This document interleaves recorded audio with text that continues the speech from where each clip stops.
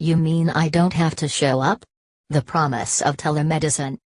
Aside from whatever a visit to the doctor costs you in money, it also costs you in time. A lot of it. On to end, the travel and waiting time for a doctor's appointment can take several hours, often disrupting work or school.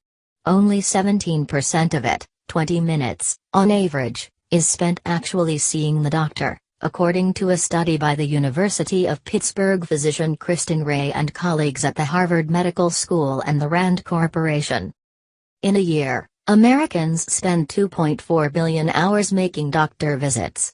Valued at average wage rates, that's worth more than $52 billion, equivalent to the total working time and income of 1.2 million people. On average, we pay $32 when visiting a doctor. Our insurers pay nearly $250.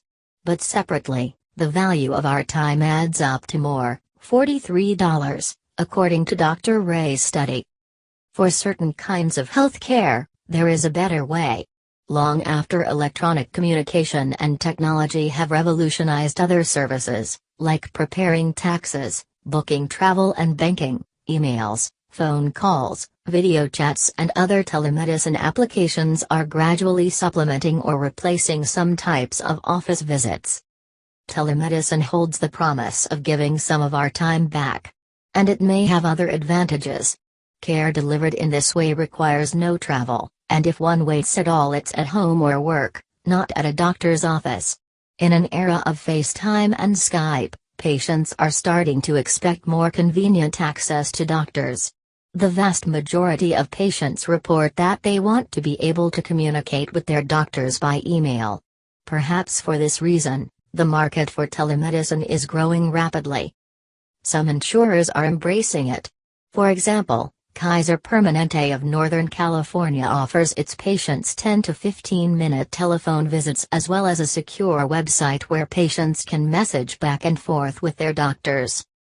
Half its visits are virtual, and its executive director and CEO reported that 80% of its dermatology cases involving rashes are resolved by digital communication. The Veterans Health Administration's growing telemedicine program is credited with reducing time patients spend in the hospital. The average number of days to schedule an appointment fell 31% in a rural Alaskan community when ear, nose and throat care services were provided by telemedicine. Telemedicine may be more convenient, but is it worse care? The research indicates that on the whole it isn't. A systematic review published in 2015 found that heart failure patients receiving telemedicine died at no higher rates than those not receiving it. Outcomes of care were the same for mental health, substance abuse and dermatology patients who used telemedicine relative to those who did not. The review also found that telemedicine helped diabetics maintain better control of their blood sugar, and that it led to lower cholesterol and blood pressure. Other reviews came to similar conclusions.